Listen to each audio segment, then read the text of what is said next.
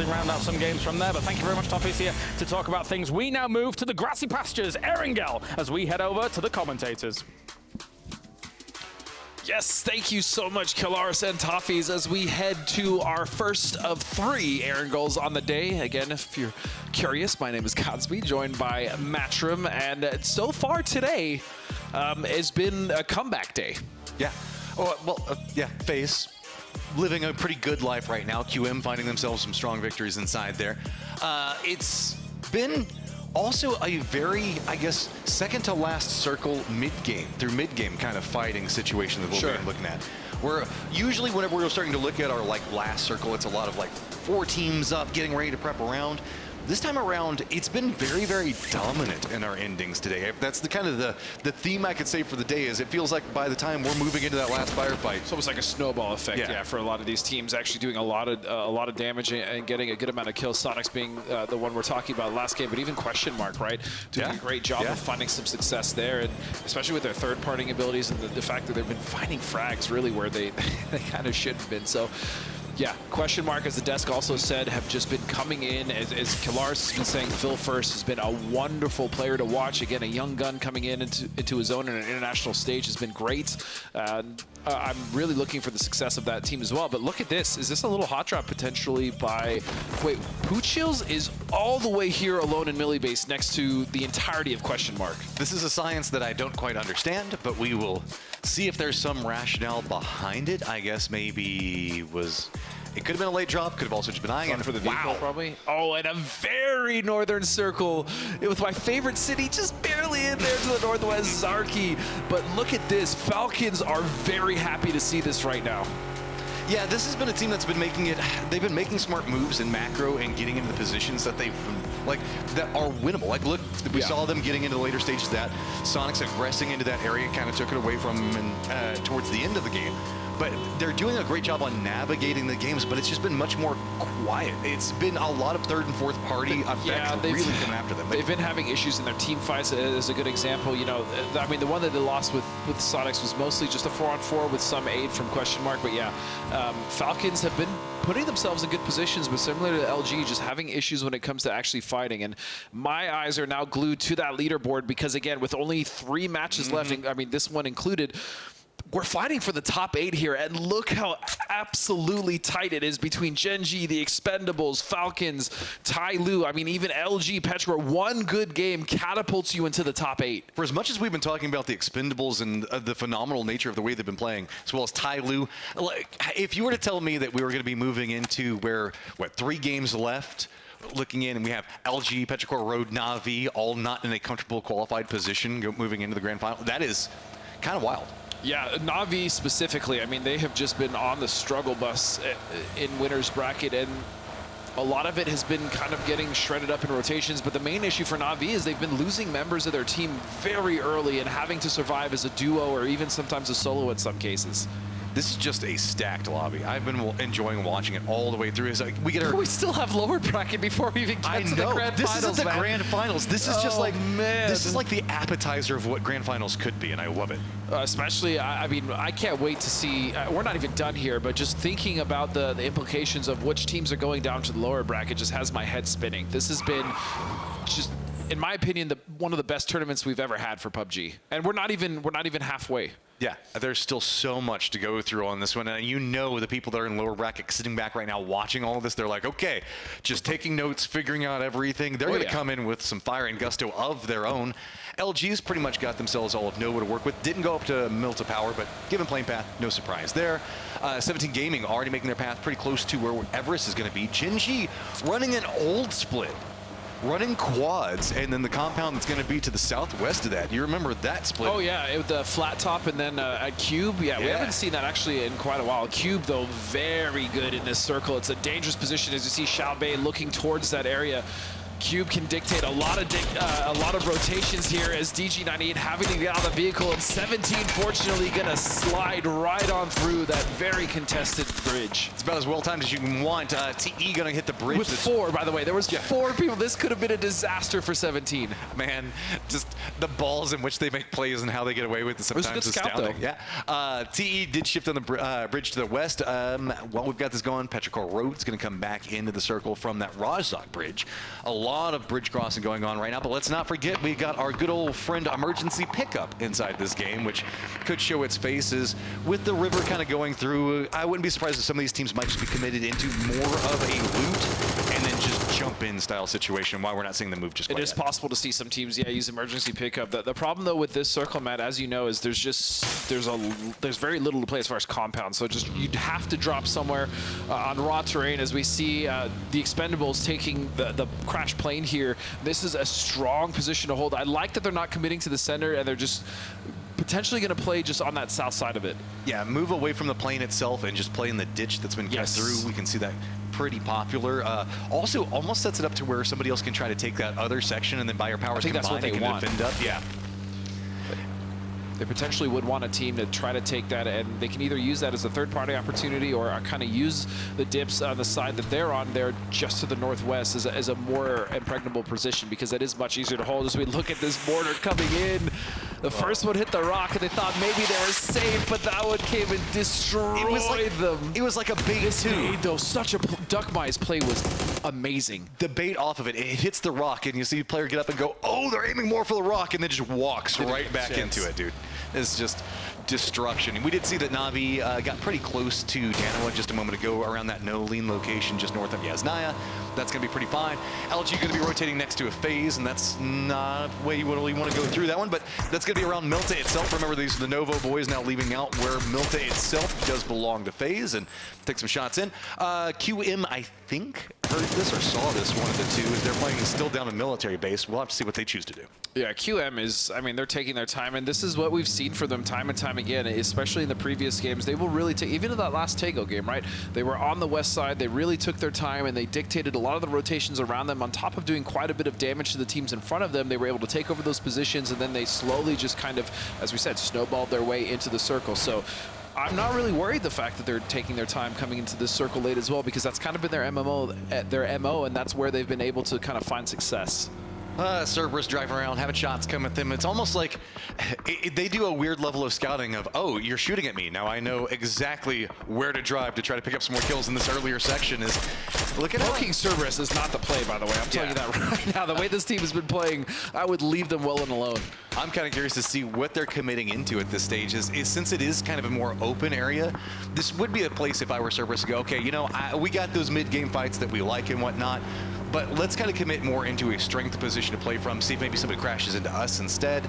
That's there's a lot of different ways that a team that's as aggressive as this in this stage can choose to play. They're potentially taking this nice shelf here, just above shooting range. We've seen teams play here before. It's quite open for this early in the circle, but honestly, with Cerberus taking it, I don't worry at all, because they have been able to fight. The way they've been able to fight in open circles, especially in that Tego game the other day when they were on the north side, just amazing. But hey, look, if they take that shelf and they can separate out, they don't have to worry about mortars as much as they were having to in the last game. But look, Tyloo actually have realized that Cerberus pulled up right underneath them, so an opportunity here for them to not only get some early points, but really start to get the momentum going, because they have been struggling in this event as far as winners bracket is going. Amazing in group stages, but not so much here in the winners bracket, as they do sit at 11th with 43 points, still very much in it. And again, the problems for Na'Vi continue, losing members still early within Circle 1, Matt. And this is kind of interesting, because remember, these guys rotated next to each other near Yasnaya, if I'm remembering properly.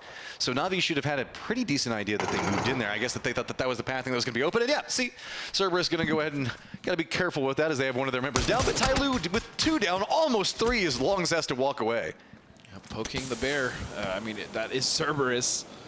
Oh, well. Or in this case, a demon dog, you know, guarding the gates of hell. That pretty much is what Cerberus has been for everyone in this lobby. They do got that dog in them, to say the least. Yeah. They got to be careful, though, as it is the Expendables kind of dancing around the area next to them that it's going to be 777. Yeah, that sees what's going on here, doesn't have a good angle into it, but is enough to really cause a problem if they kind of lose track of what's going to be going on over here. And Expendables, yeah, they are just kind of slowly taking their time. They've actually completely given up that plane position we were talking about earlier, and as you were just talking about, because they want to get points. They know that they're on the cusp. They need to get as many points as possible. Haisaki just gonna finish off the rest of Tyloo with the help of Petrichor and Chewy and Ike's left. Just a night and day difference in consistency coming up for Tyloo between the group stage and the winners bracket right now. As it's going to put even more pressure on these last two games for them to try to figure out some way to make this work. Meanwhile, Cerberus just run and gun strategy, man. It keeps paying off. Petrichor Road, don't go near there. That's a bad place to be. And now shots are being rang out from the Falcons as they are sitting in the shooting range trying to get some damage. Maybe a flush here or there, and the circle is going to shift. The nice thing about there's no more confusion as to whether or not this is going to go south, you know, towards Rodlock side. So this is going to pull north, and Severny's still very much in the circle. As a nice spray coming out between two of the APAC teams actually finding themselves early. Yeah, Cerberus had their eyes set down on the Expendables. The Expendables had their eyes set back down on Petrichor Road, and now it is going to be just a quick flush in. And this is just coming apart for TE. Jinji at range, PO back behind you. Wow, Cerberus on one side and solo PO on the other one. That is not a comfy place to be. Yeah, Pio is just playing a different game right now. So, really as you said, the rest of his teammates are at cube. But I mean, the good thing about this, though, is Pio has found so much room and bought them so much time that they're going to be able to rotate up and support with no problem. So I don't hate this, as it did work out. And what has happened here at Crossroads? Crossroads right now. Whoever made the deal with the devil on this one is not coming out too well. Luminosity going to go ahead and go down. Petrichor Road getting the shots in. Looks like they should be able to get Fex, as I don't think that, Danawa, who's playing to the north of that, isn't going to have any good vision. QM is going to be wrapping in. That's going to distract Petrichor Road, so FaZe should be able to reset pretty cleanly from him. Yeah, I'm not sure if that was necessarily a rotational issue or, again, just LG not being able to win team fights, but just more woes on the way of that team, as now Expendables are being breached by Gen G, and so far so good for Gen G, as EJ will go down though, and it looks like he might get flushed. It's gonna be Haisaki on the outside of this one, just taking some shots in. They realize that, okay, this is our safe angle, gonna commit into the res. 777 playing from this, and it's just, what do you even do? DG, he's got the scope on there for the extra aim. Yeah, quotations, extra aim, as he has that DBS in that Prio building. Very notoriously difficult to hold. But look at this in the top right. It's going to be Falcons that actually gets rid of 17 Gaming and shooting range.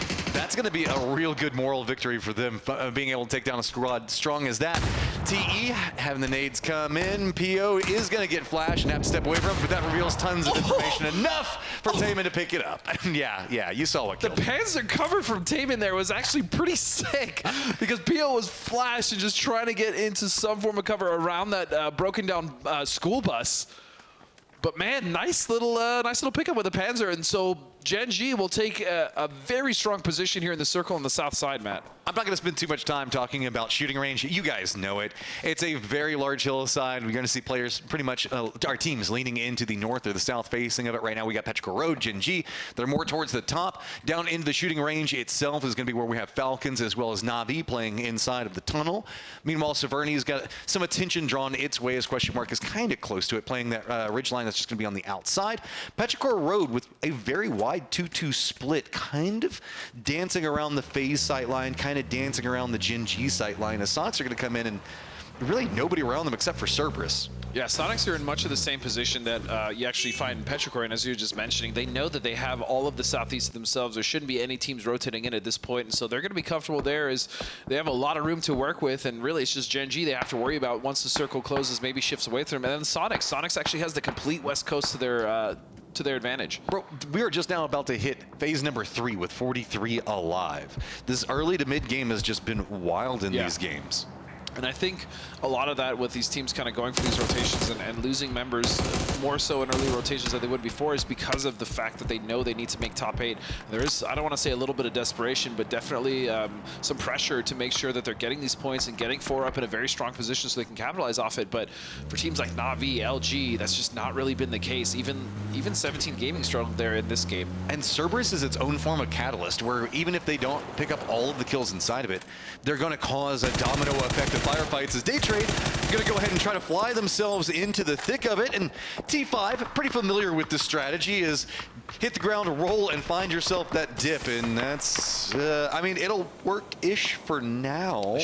Yeah, they should be able to survive here in the waves just the west of shooting range. T5, a very strong position. They have overview on that shack. This has been a very strong position. You know, having played here before in competitive, you get to dictate a lot of what's happening in the circle. It's hard to actually push that as well, unless you're coming from the position where Sonics may. It's just so scary to be played with so much of shooting range hillside still in play. Yeah. Especially whenever at the top of it is a team like Cerberus. Luckily, Cerberus is busy feasting on other things at the time, but if their attention does get drawn to south, is a doozy catching some air. Oh my goodness. Oh my god, he is just flipping all over the place. Oh my. Those shots from Loki, though, were sick. Soul's gonna go ahead and be the one that taps it in, but it is gonna be Uber that hits the shot onto him. So the Soul shot off of his back.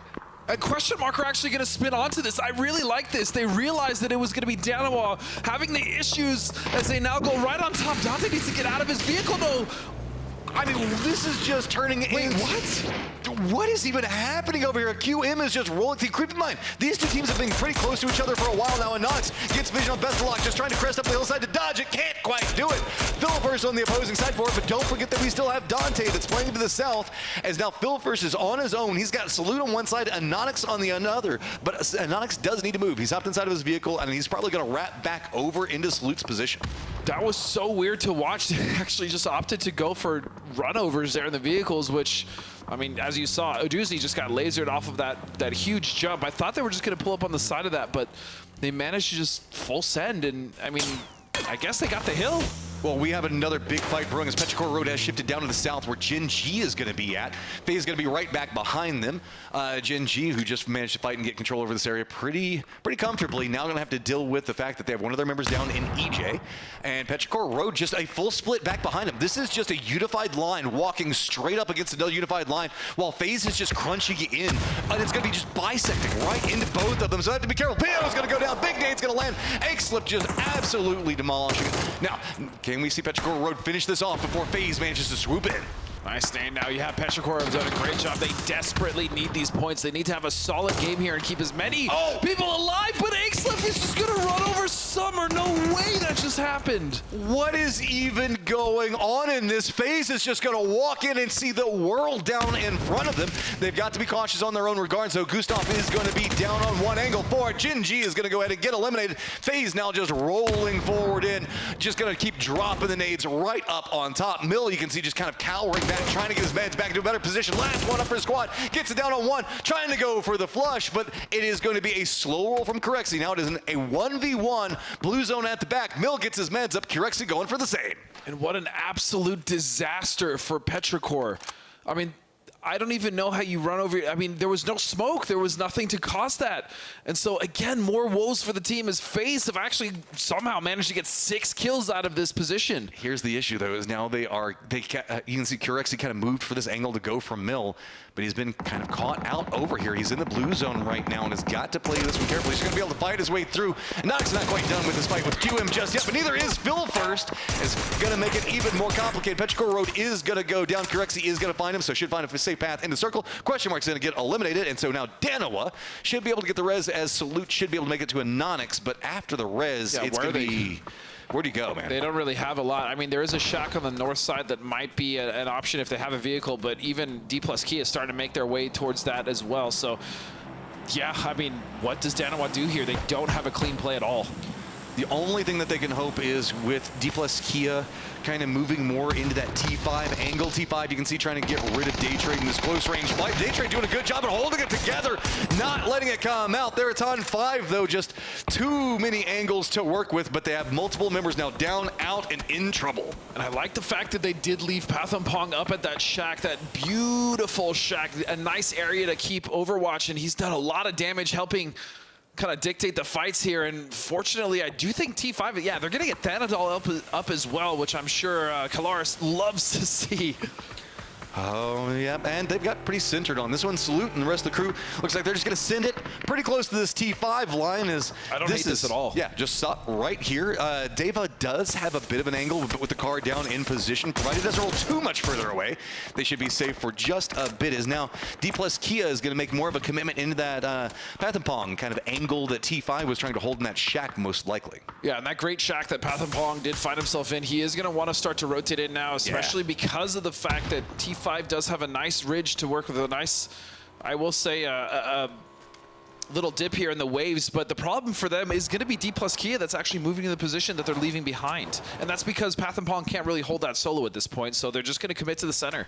And you're just going to have to defend up from that angle. We do see the circle pretty much centered on that hillside. We still have the waves, Badlands, whatever you want to call them, just to the west of shooting range. Falcons still have a smidgen that they can play inside that, but that's not going to be the most comfortable. Na'Vi, Anonix, the rest of the crew going to have to be making some type of shift. That nade going to connect coming out from Na'Vi is it's going to be pretty much tunnel to trench, right? Well, yeah, and the biggest issue of this circle, Matt, is the center of it is just it's a downward hill, right? It's a big slope, and there's really no cover, if any at all, aside from a few trees that anyone would be able to take position in. And the problem there is also the fact that the south is going to be able to see anything because it is uphill. We've also got a very quiet squad that is getting ready to enter the circle, and that's going to be Sonics, who is going to be pathing in behind that weakened phase that we saw just a moment ago. Our stronger squads in this are going to be Cerberus, who's back to playing around that plane path we saw earlier. D+ Kia, who's going to have to move into the hillside of some fashion, but the problem with it is they can't get in a comfortable position on the hillside because look at how many people are playing the lower area of it. People that could have angles into it is we're going to have Danoa, we're going to have Na'Vi, we're going to have the Falcons, and technically T5 as well, so T5 is going to be just trying to defend that angle more than anything else. Cerberus, as they move down the hillside, also going to get vision into them, so D+ Kia just, while they can get into the circle, there's no good way to do so. Yeah, D+ Kia is going to have to deal with quite a bit if they actually survive this. As we're going to see Capitan get to finish out Anonix and the rest of Danoa. And now Na'Vi, I mean, they have a corner to work with, I guess, but they're going to have to deal with the Falcons. And as you said, Sonic's going to have a nice position on the south to work with. But realistically, I think Cerberus are going to be the ones to dictate the most of the control in the circle. They're very, very focused on what's going to be going on. D+ Kia is now making their move. Curex is going to go ahead and get spotted out by Sonics. High ground versus low ground. Pretty easy peasy as far as the shift around coming up from Sonics. But it is going to come at a cost of Mime. But that just a knock inside of it, really too much more. Shrimsy, though, yeah. And Shrimsy, so. Working through this one, they now get control of the top of the hillside. But the bigger problem is, guess what? They made noise in a gunfight. And who else is up on the top of that hillside? Cerberus, yeah. So they are starting to flex out towards the south, but they're splitting as well because they also want to see what's going on in the north. They want to take as much control as possible, and this is what Cerberus has been doing systematically game after game as we now see Na'Vi taking the fight to T5. It's just Uba desperately trying to stay alive and get some more points for them so he can at least set up for a heroic comeback in the final two games. Man, he is just braving so close to that Molotov. Just those couple of shots enough to slow down what was going to be going on with them. Falcons now starting to leave outside of shooting range, jump outside the walls, means the fact that they're getting more vision what's going on with T5. Cerberus, very focused down the lower sections of this hillside. Have got to be careful because now it is going to be Sonics that hears what's going on with Cerberus, and finally, the hunters become the hunted. Yeah, so I mean, for how long though, I wonder, is they've been able to turn around those fights quite effectively. As T5 just, again, stuck in these waves with the member knocked. I'm not sure if they're even going to be able to get that up. As Falcons starting to, you know, push the pace here a little bit, they realize they have the majority of the cover here on the east side, and they're going to have to get rid of everyone else if they want any chance of surviving this. Hillside stays in. The waves do not. Uba's going to go ahead and get spotted out. He's going to go down. Falcons look like they're trying to move to gatekeep, but can't do so too efficiently with the positionings that we see coming out from Sonics and Cerberus.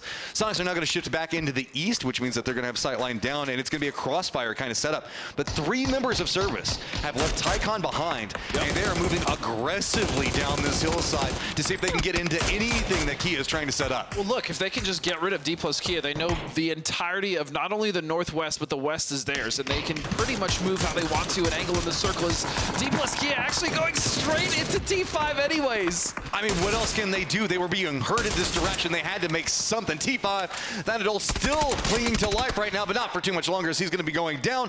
Falcon Falcons now getting more control over this northern area by the moment, but let's not count it out yet. It's going to be Capitan as well as Cerberus just converging in on this Kia location. If they commit too hard, though, Sonics could read this and maybe go for a wrap back around and try to catch Cerberus off guard, but they're just putting in so much work and just raining down so much damage on the rest of the teams that are just trying to find any sort of cover.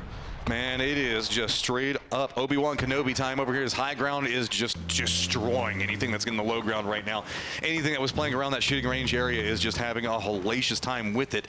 Do note that Sonics have shifted 2 of their members back into more of the Cerberus line. They've left H1 behind. DraftKing is still up for Falcons right now, but Cerberus still with 4 up and stronger, just bouncing from hill to tree, finding more angles and finding more kills. Yeah, and Toby even mentioned it as well. Their ability, as you just said, to bounce between different positions, going from a 3-1 to a 2-2 to a 1-3, and just the fluidity of the way that they're playing in these micro fights, you know, maintaining their members in team fights has just been, it's just been awesome, man. Watching this it's been a masterclass from Cerberus. And it makes it really hard if you're fighting against them, because you never know if you're getting the full 4 stack, if you're getting the 3-man. Every single time Cerberus knocks you, you have to make the assumption that the other 4 are immediately going to be there. Or they're even in some off angles. We see Tingleton setting up for a mortar. I wonder what he's going to be doing with that one, as I mean, this one is going to be difficult just because of how spread out Cerberus is. But yeah, he's lining it up here. We'll see if he can find anything. And this is where spotters help out, right? Mime's up there just kind of feeding the angles in, see how this one's going to come. It looks like his beat on Haisaki is pretty strong. Now it's going to be about, does he have the numbers? Oh my goodness! Tig just says, hell no, Tycon. You sit back down, sir. Pretty strong. That did 300 damage that landed on his face. That was a headshot with a mortar. Tycon's like, I'm not checking that angle again, bros. I'm done. We just let him have the top of the hill. I don't even want to look up there anymore. You shout out to the observers too for catching that, but I mean, that was, wow, that was direct. That was a direct hit. You sunk there. And DraftKing now really happy that he's in the low ground, not up there dealing with that. Okay, so I guess we found the kryptonite to Cerberus, right? Just drop mortars, force them to stop for a second. That was impressive as hell. I mean, oh my God, and he's got a P9. I mean, yeah, why not? Why not give Sonics a P90 here? As Circle has centered up on pretty much the worst possible area in shooting range you could ever ask for. Yeah, not a ton of cover to be had. Looks like H1 is trying to move down, shift to the hillside a bit. Vehicle fortifications as they are converging up. But let's not forget about DraftKing down here, as he could play a pretty big factor in a moment. You can see the Sonics are aware. That's the reason they popped down the vehicles the way that they did. P90 coming alive back over to Himos's direction, but not going to connect the same way that mortar did. Oh, man. That's still... That was wonderful. But yeah, Sonics, I really like this. They've started to take a little bit of a better position as 2 of them are stacked on top of each other. It's going to be Limit, not Mime playing together. DraftKing has been found, so now this is a straight up 4v3 between the Sonics and Cerberus. Hillside between them, and they're just going to be playing the different recesses in it. And Tig going to go ahead and pop in the headshot on the Duckmai. That means that isolated position going to be more complicated. We're pretty much looking at a 3v3 now. The low section and that flanked angle that we know that we can see them trying to run through. On top of that, yeah, Haisaki, just a full-on wrap, pushing right into that mortar line from just a moment ago, realizing they can collapse in. Himas going to go ahead and regroup with Tycon, and this is a very strong set of angles to play from. Yeah, I think they're going to leave Tycon here to try to just hunker down and maybe be the draw here for Sonics to focus on. Meanwhile, Haisaki might even get that angle. They're just trying to buy time for him to see if he can find a knock and really get this wrap going and put Sonics on the back foot, as that's going to be the spray. Can he find it? Ooh. And there it is. Haisaki will strike. H1 will go down. Haisaki took a ton of damage, but has got to be careful now. Oh, the blue zone going to be the one that does the touch of damage to polish it all off. Sonics going to read that, realize the fact that what's going to be going on. Moss is going to be making this much more aggressive down that hillside. You see Sonics going ahead, trying to make sure that they secure up. There's no push that's going to be coming through from that angle onto it, but it's going to be Hamas as well as Tycon just regrouping, and now as we've moved into circle number 8, it's going to be Cerberus that has dot control. Yeah, and Tingleton has to be huge here. He has to try to defend so that Mime has the time to res win because in a 3-on-2, especially with the equipment that Sonics has, this is in their advantage. But look at the way that Cerberus is slowly taking control of the center circle. And I say slowly, but they pretty much rush to this position, Matt. Yeah, just running right down into their faces, hoping the fact it's going to be unexpected, but Tycon is going to go down. And now it is all down to a Solo and a Moss. Talking about the fact that, okay, this might be the best player in the world right now. Can we see him make a miracle happen? Goes for the shots out, manages to hit into one of them. Can he get the other two? The line is going to be coming. Sonics trying to make sure that they're playing this slower, change the pace. Amos says, no, I don't even want the dot anymore. I want you dead. Mime reads it, goes for the peek over. Amos gets another one, tries to move away, but he's going to go down. It is going to be the Sonics that pick it up. And even still, beautiful adjustments there from Cerberus. But yeah, the Sonics coming off the south side. We saw it earlier, Matt. They were playing slow. They made sure to just take control of the south. And then once they got the shifts, they slowly started to kind of poke out, get control of the teams around them, especially to the east. We saw that the read was beautiful, though, when they realized that Cerberus had actually spread quite far north to try to get those kills on a D+ Kia. Oh, man, these games are just so... You're just seeing the skill level continue to evolve from player upon player. It is just so good. Like, we're getting some very, I guess, empty circles. I don't know how else we want to say. It's just barren. It's just so hard to work around. But players are still managing to find every single angle, every hillside. They're trying to exploit anything that they can. And think about it. We're just seeing players walk boldly in. Like, yeah, at the very end of this, we think that it's better for us in a numbers disadvantage to play aggressive and jump in instead of letting you bring your numbers to us. I love this style. Well, especially in those situations, you'd rather die fighting, right, than just die either rotating in a vehicle or just running in the blue or something of that nature. So it has been very nice to see these teams just kind of go for it, so to speak. And for some of them, it's actually been working out very well. Blue